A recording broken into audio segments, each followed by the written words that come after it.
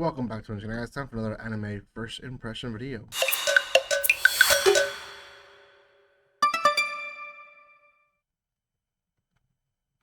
Here we go, guys. It's time for another anime first impression video. This is going to be on the daily life of a middle-aged online shopper in another world. Gosh, I feel like every single one that I'm going to be giving my first impressions to, at least the next three, are going to have long titles.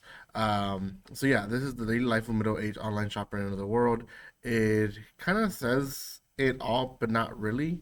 Um, it, it uh, I guess it describes the character well, but it doesn't describe what's going to happen in the series. So before anything, guys, if you haven't done so by now, make sure you subscribe to my channel, give some love by commenting, liking, and sharing. You guys can follow me on social media by checking the description below. I do appreciate all the support that we've been receiving lately. Hopefully it keeps growing. We are going to be doing a live, hopefully next week, if not the following week. So we'll be reviewing some of this stuff in the live as a whole. So, okay, so we follow the life of Kenichi, and Kenichi is Japanese born. We get kind of like this um, weird summarization of how he lived his life, and then all of a sudden he reborn into this magical world that he was very confused about. But essentially, he starts learning very, very quickly that he can buy items out of this like invisible or visible tablet that he has. Um, and that basically allows him to get items that he was used to using or knew about at least from the world that he comes from, which is Earth. So with that ability, he starts essentially selling items to the program, and then buying like necessities like water and food and weapons and stuff like that. So he definitely doesn't know where his journey is going to go to, but he is preparing and he knows he immediately knows what he has to do. Now he runs off and finally finds the end of the forest, and at the end of the forest, he does sees a carriage, which he asks to ride, and he's like, "I don't got much money to pay you, but I'll figure something out if you just let me ride in your cart." And they understood each other very, very, very well, which it's an odd thing, I guess, because um, it, they always they always try to explain how they can understand their language, and I guess in this case they don't. He's like, "Oh, he knows Japanese," and that's kind of it. But the writing and reading is very different, and they make sure that we see that. So I thought that was a little weird that it was just like, oh, okay, you talk like me, get in my carriage. You seem like you need help, and that's about it. So when he arrives there, he tries to gift the carriage man with some pure pepper that he created and found in the online store.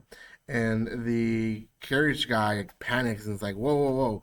You can't be selling spices like that out in the open." And like you, he pays him. He's like, "Oh, I don't want you to pay me. Like this is my gift to you." He's like, "No, like I need to pay you for this." So we don't get a straight answer on this, but essentially there is families or a family who is monopolizing certain items in the kingdom, and spices is one of those. And because they're monopolizing it, they don't have a threat to go after them when it comes to um, like just saying no to them. I don't even know what I'm trying to say here, but it's a group of people that it's essentially a mafia, but it's really a noble family who's taking control of all the spices, and they're not allowing people to sell it. But it is like they because they are the ones that sell it, they raise the prices so high. That's essentially what's going on. We do have a scene where a maid shows up with his first item that was successful, which was a clothespin, and she arrives to her noble family. And at one point in the episode, towards the end, the noble lady says, "Oh, let's make copies of this, and we're gonna sell it, and we're gonna monopolize it in our kingdom, and we're gonna raise the price and everything." So it's it shows that there's definitely corruption within the nobles, and maybe not every single noble, but the nobles are corrupted in some way. So the episode continues after that, you know, unpleasant discussion that he has. He goes into an inn to get some rest, and the girl essentially offers to help him learn reading and writing of their language. And one thing leads to another. He paints her, he compliments her, and they imply that they have relations, but they don't really show anything. So the next day, he goes and attempts to become a merchant and get a merchant license, and he does.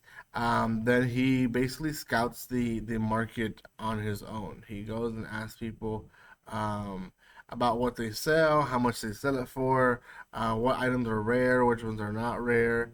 He's definitely learning um, what's worth the penny to sell and to buy from online. So essentially, he's reselling.